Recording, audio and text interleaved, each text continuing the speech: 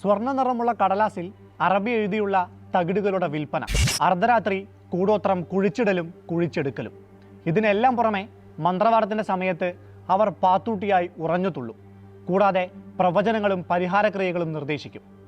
ഏതെങ്കിലും സിനിമയിലെ കഥയല്ല പറഞ്ഞു വരുന്നത്. കാസർഗോട്ട് പ്രവാസി വ്യവസായിയായ MC അബ്ദുൽ ഗഫൂർ ഹാജിയെ കൊലപ്പെടുത്തിയ കേസിലെ പ്രതിയായ ജിന്നുമ എന്ന് വിളിക്കപ്പെടുന്ന മന്ത്രവാദിനിയായ ഷമീനയെക്കുറിച്ചാണ്.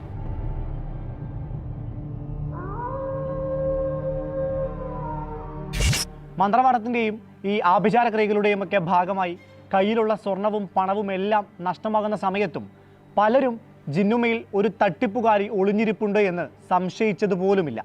പരാതിയുള്ളവരൊക്കെ സമൂഹത്തിലെ നിലയും വിലയും നഷ്ടമാകുമെന്ന് ഭയന്ന് തങ്ങൾ ഇങ്ങനെ ഈ ഒരു രീതിയിൽ പറ്റിക്കപ്പെട്ടു എന്ന് പുറത്ത് പറഞ്ഞതുമില്ല. മാസങ്ങൾ നീണ്ട ആസൂത്രണത്തിനൊടുവിൽ വ്യക്തമായ തിരക്കഥയോടെയാണ് ജിന്നുമയും സംഘവും പൂച്ചക്കാട്ടെ അബ്ദുൽ ഗഫൂർ ഹാജിയെ കൊലപ്പെടുത്തിയത്.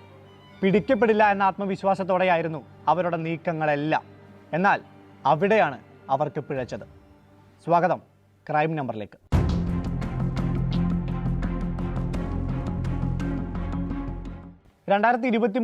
ഏപ്രിൽ മാസം 12-ാം തീയതി ഒരു ബുധനാഴ്ച. അതൊരു നോമ്പുകാലം കൂടിയായിരുന്നു. ഇടയത്താഴം കഴിഞ്ഞ് ഒന്ന് മയങ്ങാൻ കിടക്കുമ്പോഴും അബ്ദുൽ ഗഫൂർ ഹാജിയുടെ ഉള്ളിൽ അടുത്ത ദിവസത്തെക്കുറിച്ചുള്ള ആലോചനകളായിരുന്നു. വീട്ടുകാരെയെല്ലാം അവിടെ നിന്ന് ഒഴിവാക്കി കിട്ടുന്ന ഒരു സമയം. അതായിരുന്നു അബ്ദുൽ ഗഫൂർ ഹാജിക്ക് അന്ന് വേണ്ടിയിരുന്നത്. അടുത്ത ദിവസം രാത്രി ആ വീട്ടിലൊരു ആഭിചാര ക്രിയ നടക്കുന്നുണ്ടായിരുന്നു. മറ്റാരും അത് അറിയരുത് എന്നൊരു രഹസ്യ ഉദ്ദേശം അതിന് പിന്നിലുണ്ടായിരുന്നു. മക്കളെ അടക്കം എല്ലാവരെയും ബന്ധുവീടുകളിലേക്ക് പറഞ്ഞയച്ചതോടെ ആദ്യഘട്ടം കഴിഞ്ഞു എന്നാണ് അദ്ദേഹവും ആശ്വസിച്ചത്. സ്ഥിരമായി സാധനങ്ങൾ വാങ്ങുന്ന പൂച്ചക്കാട്ടെ കടയിൽ നിന്നാണ് അന്നും വൈകിട്ട് ഗഫൂർ ഹാജി കടുകും ഉപ്പും കർപ്പൂരവും അടക്കമുള്ള സാധനങ്ങളൊക്കെ വാങ്ങിക്കുന്നത്. പരിചയക്കാരെ കണ്ട് കുശലാന്വേഷണങ്ങൾ നടത്തി വീട്ടിലേക്ക് മടങ്ങുകയും ചെയ്തു. എന്നാൽ റമദാനിലെ ആ വെള്ളിയാഴ്ച പൂച്ചക്കാട്ടെ അങ്ങാടിയും ബൈത്തുൽ റഹീമിയും കൺതുറന്നത് അബ്ദുൽ ഗഫൂർ ഹാജിയുടെ മരണവാർത്ത കേട്ടാണ്. സ്വാഭാവിക മരണമാണെന്ന് എല്ലാവർക്കും തോന്നുന്ന സാഹചര്യം. വെള്ളിയാഴ്ചയും റമദാനുമൊക്കെ ആയതുകൊണ്ട് തന്നെ അബ്ദുൽ ഗഫൂർ ഹാജിയുടെ മൃതദേഹം പോസ്റ്റ്മോർട്ടം നടത്താതെ മതാചാര ക്രിയകൾ പ്രകാരം വളരെ വേഗം ഖബറടക്കി. വൈകാതെയാണ് വീട്ടുകാരോട് ബന്ധുക്കളും സുഹൃത്തുക്കളും അബ്ദുൽ ഗഫൂർ ഹാജിയുടെ കുറച്ച് കടങ്ങളെക്കുറിച്ച് പറയുന്നത്. തങ്ങളുടെ കയ്യിൽ നിന്ന് 19, 15, 12 പവൻ എന്നിങ്ങനെ സ്വർണ്ണാഭരണങ്ങൾ വാങ്ങിയിട്ടുണ്ട് എന്നായിരുന്നു ആ വെളിപ്പെടുത്തൽ. ഇതുകേട്ട കുടുംബം അക്ഷരാർത്ഥത്തിൽ ഞെട്ടിപ്പോയി. കാരണം അങ്ങനെയുള്ള സാമ്പത്തിക ബാധ്യതകളൊന്നും ആ പ്രവാസി വ്യവസായിക്ക് ഉണ്ടായിരുന്നില്ല. കൂടാതെ ഇങ്ങനെ സ്വർണം വാങ്ങിച്ചിട്ടുണ്ട് എന്ന കാര്യം അദ്ദേഹവും അവരോട് പങ്കുവച്ചിരുന്നില്ല. തുടർന്ന് സംശയം തോന്നിയ കുടുംബാംഗങ്ങൾ വീട്ടിലെ സ്വർണവും സ്വത്തുക്കളും കൂടി പരിശോധിച്ചു. അപ്പോഴാണ് വീട്ടിൽ നിന്ന് കോടിക്കണക്കിന് രൂപയുടെ സ്വർണ്ണാഭരണങ്ങൾ കൂടി നഷ്ടപ്പെട്ടിട്ടുണ്ട് എന്ന് അവർക്ക് മനസ്സിലായത്. ഏകദേശം 596 പവൻ സ്വർണ്ണാഭരണങ്ങൾ അന്ന് നഷ്ടമായതായി കണ്ടെത്തി.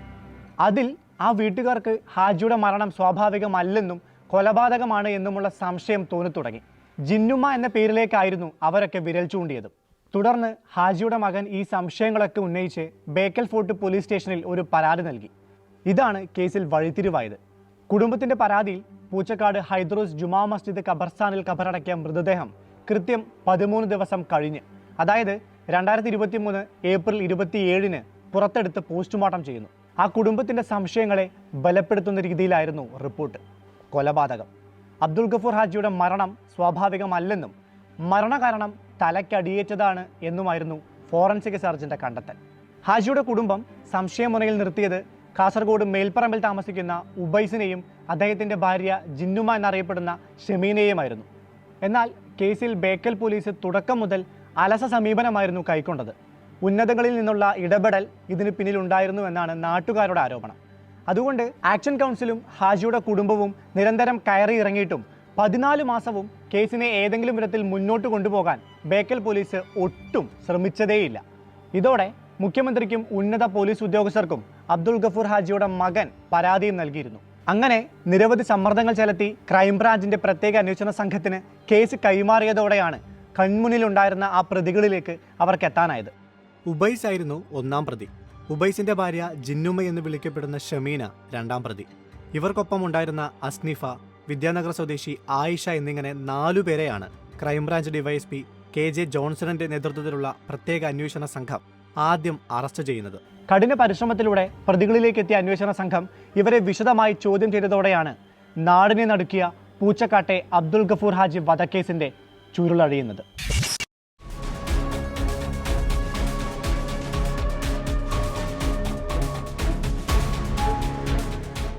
അബ്ദുൽ ഗഫൂർ ഹാജിയുടെ ശരീരത്തിൽ പ്രേതാത്മകളുടെ ബാധ കൂടിയിട്ടുണ്ട് എന്ന് വിശ്വസിപ്പിച്ചായിരുന്നു ജിന്നുമ്മ തട്ടിപ്പിനുള്ള കളമൊരുക്കിയത്.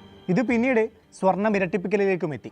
മന്ത്രവാദത്തിലൂടെ സ്വർണം ഇരട്ടിപ്പിച്ച് നൽകാമെന്ന് വിശ്വസിപ്പിച്ച് അബ്ദുൽ ഗഫൂർ ഹാജിയിൽ നിന്ന് പല തവണയായി തട്ടിയെടുത്ത 596 പവൻ സ്വർണം തിരികെ കൊടുക്കാതിരിക്കാനായിരുന്നു ആ കൊലപാതകം. വെറുതെ അങ്ങ് ഒരു കൊലപാതകം നടത്തി പിടിക്കപ്പെടുക എന്നതിനപ്പുറം അതൊരു വെൽ പ്ലാൻഡ് മേർഡർ ആക്കാൻ മാസങ്ങൾ നീണ്ട ആസൂത്രണം അവർ നടത്തിയിരുന്നു.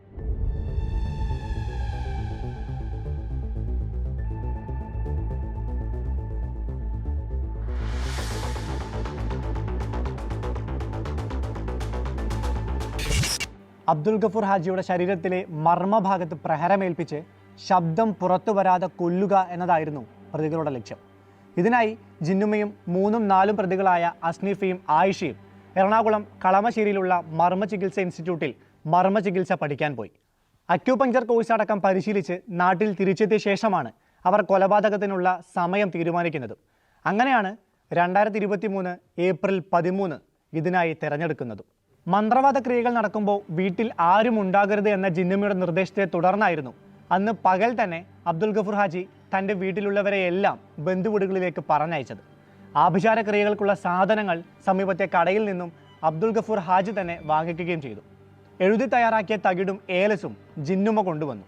അടുത്ത വീടുകളിലെ ക്യാമറകളിൽ തങ്ങളുടെ ദൃശ്യങ്ങൾ പതിയാതിരിക്കാൻ പുറകിലെ റോഡിലൂടെ എത്തി മുൻഭാഗത്തെ വാതിലിലൂടെയാണ് സംഘം അന്ന് വീടിനകത്ത് കടക്കുന്നത്.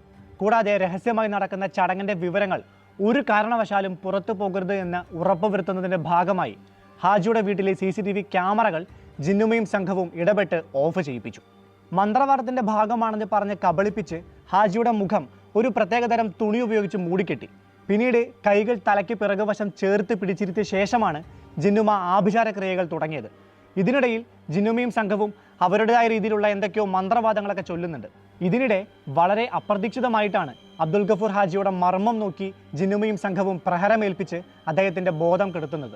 തുടർന്ന് തല ചുമരിലിടിച്ച് മരണം ഉറപ്പുവരുത്തി.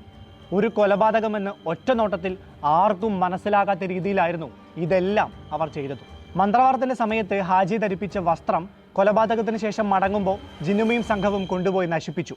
വന്ന വഴിയിലൂടെ തന്നെയായിരുന്നു അവർ രക്ഷപ്പെട്ടതും. ഇതിനുശേഷം ഉബൈസിന്റെ തൊട്ടടുത്തുള്ള ബന്ധുവീട്ടിൽ പിറന്നാൾ ആഘോഷത്തിലും ഈ സംഘം പങ്കെടുത്തു. ആഘോഷത്തിൻ്റെയും കേക്ക് മുറിക്കുന്നതിൻ്റെയും ദൃശ്യങ്ങൾ പകർത്തി അതേ ദിവസം തന്നെ ഇൻസ്റ്റാഗ്രാമിൽ പോസ്റ്റ് ചെയ്യുകയും ചെയ്തു. അതായത് കൊലപാതകം നടന്ന ദിവസം തങ്ങൾ പിറന്നാൾ ആഘോഷത്തിൽ പങ്കെടുക്കുകയായിരുന്നുവെന്ന് മറ്റുള്ളവരെ തെറ്റിദ്ധരിപ്പിക്കുന്നതിൻ്റെ ഭാഗമായിട്ടായിരുന്നു ഇതൊക്കെ. ഇതുകൂടാതെ കൊലപാതകത്തിന് ശേഷം വളരെ സാധാരണമെന്ന മട്ടിൽ ഗഫൂർ ഹാജിയുടെ ഫോണിലേക്കും ഭാര്യയുടെ ഫോണിലേക്കും ജിന്നുമ്മയും സംഘവും നിരവധി തവണ വിളിച്ചിരുന്നു. ഫോൺ എടുത്ത ഭാര്യയോട് തങ്ങളോട് ഗഫൂർ ഹാജി പ്രാർത്ഥനയ്ക്ക് വരാമെന്ന് പറഞ്ഞിരുന്നുവെന്നും കാണാതായതുകൊണ്ട് വിളിച്ചതായിരുന്നുവെന്നുമായിരുന്നു പറഞ്ഞത്. പിന്നീട് ഹാജിയുടെ മരണം സ്വാഭാവികമാണെന്ന് കരുതി ഖബറടക്കം നടത്തിയതോടെ തങ്ങളുടെ എല്ലാ പ്ലാനുകളും സക്സസ് ആയി എന്നായിരുന്നു ജിന്നുമ്മയും സംഘവും കരുതിയത്. എന്നാൽ തങ്ങളിൽ നിന്ന് അബ്ദുൽ ഗഫൂർ ഹാജി കടം വാങ്ങിയ സ്വർണത്തിൻ്റെ കണക്കുകൾ ആളുകൾ കുടുംബത്തെ അറിയിച്ചതോടെയാണ് കാര്യങ്ങൾ മൊത്തത്തിൽ ജിന്നുമ്മയ്ക്കും സംഘത്തിനും എതിരായത്. നാട്ടിൽ മർമ്മ ചികിത്സ എന്നായിരുന്നു ഷമീന സ്വയം പരിചയപ്പെടുത്തിയത്. വീടിനടുത്തുള്ള ക്ലിനിക്കിൽ സ്ഥിരമായി എത്തി ആളുകളെ ചികിത്സിക്കുകയും ചെയ്തിരുന്നു. ഓവർകോട്ടും കഴുത്തിൽ സ്റ്റെതസ്കോപ്പും ഒക്കെ ധരിച്ചായിരുന്നു പലപ്പോഴും ഇവർ പുറത്തിറങ്ങിയിരുന്നത്. ഇത്തരത്തിലുള്ള ഫോട്ടോകളും റീലുകളും സോഷ്യൽ മീഡിയയിൽ പങ്കുവെക്കുകയും ചെയ്തിരുന്നു. ഒരു സാധാരണ വീട്ടിൽ ജനിച്ച ഷമീനയുടെ വളർച്ച വളരെ പെട്ടെന്നായിരുന്നു. പ്രദേശവാസിയിൽ നിന്നും ലക്ഷങ്ങൾ മുടക്കി വാങ്ങി മൂടികൂട്ടിയ കൂളിക്കുന്നിലെ ആഡംബര വീട്ടിലാണ് ഷമീനയും ഭർത്താവ് ഉബൈസും താമസിച്ചിരുന്നത്. ഉയർന്ന മതിലുകളുള്ള ഈ വീട്ടിൽ വലിയ വ്യവസായികളും സാമുദായിക പ്രമുഖരുമടക്കം പലരും വന്നു പോകാറുണ്ടായിരുന്നു എന്നാണ് നാട്ടുകാർ ആരോപിച്ചിരുന്നത്. സമൂഹത്തിലെ ഉന്നതരുമായുള്ള ഇത്തരം ബന്ധങ്ങൾ ഉപയോഗിച്ചായിരുന്നു നാട്ടിലെ വലിയ പണക്കാരിലേക്കും ജിന്നുമ്മ എത്തിയത്. അബ്ദുൽ ഗഫൂർ ഹാജിയുടെ കൊലപാതകത്തിലെ അന്വേഷണം ഇത്രയും നീണ്ടുപോകാൻ കാരണവും ഇത്തരത്തിലുള്ള ഇടപെടലാണ് എന്നും ആരോപണങ്ങൾ ഉയർന്നിരുന്നു. കൂടാതെ കേസിൽ സംശയമുനയിലുണ്ടായിരുന്ന ഷമ്മാസ്, ഉവൈസ് എന്നിങ്ങനെ രണ്ടുപേരോടും രാജ്യം വിടരുത് എന്ന് അന്വേഷണ സംഘം നിർദ്ദേശിച്ചിരുന്നുവെങ്കിലും ഇവർ വിദേശത്തേക്ക് കടക്കുകയും ചെയ്തു. ഇവരെ രണ്ടുപേരെയും പിന്നീട് പ്രതികളാക്കിയിരുന്നു. ഇതിനു പുറമെ അറസ്റ്റിലായ പ്രതികളിൽ ചിലർക്കെതിരെ ചുമത്തിയ വകുപ്പുകളടക്കം മാറ്റാനുള്ള നീക്കവും അന്നുണ്ടായിരുന്നു. ഇതിലെല്ലാം ഷമീന ഉന്നത ബന്ധങ്ങൾ ഉപയോഗിച്ചു എന്നായിരുന്നു ആരോപണങ്ങൾ. കേരളത്തിലും കർണാടകയിലുമായിട്ടായിരുന്നു ജിന്നുമ്മയുടെ തട്ടിപ്പുകൾ ഏറെയും നടന്നിരുന്നത്. നേരത്തെ തന്നെ ഇവർക്ക് ക്രിമിനൽ പശ്ചാത്തലം ഉണ്ടായിരുന്നതായും പോലീസ് കണ്ടെത്തിയിരുന്നു. വർഷങ്ങൾക്ക് മുൻപ് ഒരു പ്രവാസിയെ ഹണി ട്രാപ്പിൽപ്പെടുത്തി ആഭരണങ്ങളും പണവും കവർന്ന കേസിൽ ഇവർ 2 ആഴ്ച ജയിലിൽ കിടന്നിരുന്നു. അന്ന് കൂടെ ഉണ്ടായിരുന്ന സംഘത്തെ ഉപയോഗിച്ചാണ് പാത്തുട്ടി എന്നൊരു വാട്സാപ്പ് ഗ്രൂപ്പ് ഉണ്ടാക്കി അബ്ദുൽ ഗഫൂർ ഹാജിയുടെ കൊലപാതകവും സ്വർണം ഇരട്ടിപ്പിക്കലും അടക്കമുള്ള എല്ലാ തട്ടിപ്പുകളും ജിന്നുമയും സംഘവും പ്ലാൻ ചെയ്ത് നടത്തിയിരുന്നത്. 8 പേരുള്ള ഈ വാട്സാപ്പ് ഗ്രൂപ്പിലെ 7 പേരും കേസിൽ പ്രതികളാണ്. അബ്ദുൽ ഗഫൂർ ഹാജിയിൽ നിന്ന് തട്ടിയെടുത്ത സ്വർണവും പണവും ഉപയോഗിച്ച് പുതിയ ജീവിതവും പുതിയ പദ്ധതികളുമായി മുന്നോട്ടു പോകുന്നതിനിടെയാണ് ജിന്നുമയെയും സംഘത്തെയും കൊലപാതകത്തിന് 20 മാസങ്ങൾക്ക് ശേഷം ക്രൈംബ്രാഞ്ച് അറസ്റ്റ് ചെയ്യുന്നത്. കാസർഗോഡ് ജില്ലയ്ക്ക് അകത്തും പുറത്തുമുള്ള വിവിധ ജ്വല്ലറികളിലായി 596 പവൻ സ്വർണം വിറ്റഴിച്ചു എന്നായിരുന്നു പ്രതികളുടെ ആദ്യ മൊഴി. എന്നാൽ പിന്നീട് 4ാം പ്രതിയായ ആയിഷ നൽകിയ മൊഴി അനുസരിച്ച് 172 പവൻ സ്വർണം പോലീസ് ഇതിൽ കണ്ടെത്തി. 2 വർഷങ്ങൾക്കിപ്പുറം വീണ്ടും ഒരു ഏപ്രിൽ മാസം കടന്നു വരുമ്പോൾ തങ്ങളുടെ പിതാവിനെ കൊലപ്പെടുത്തിയ പ്രതികൾ അഴിക്കുള്ളിലായി എന്ന ആശ്വാസത്തിലാണ് അബ്ദുൽ ഗഫൂർ ഹാജിയുടെ മക്കൾ. 1.5 വർഷത്തിനിപ്പുറം പ്രതികളെ കണ്ടെത്തുകയും വിചാരണ പുരോഗമിക്കുകയും ചെയ്യുമ്പോഴും 2023 ഏപ്രിൽ 14 രാവിലെ ഗഫൂർ ഹാജിയുടെ മരണവിവരം അറിഞ്ഞുണർന്ന പൂച്ചക്കാട്ടുകാർക്ക് ഇപ്പോഴും ഞെട്ടലാറിയിട്ടില്ല.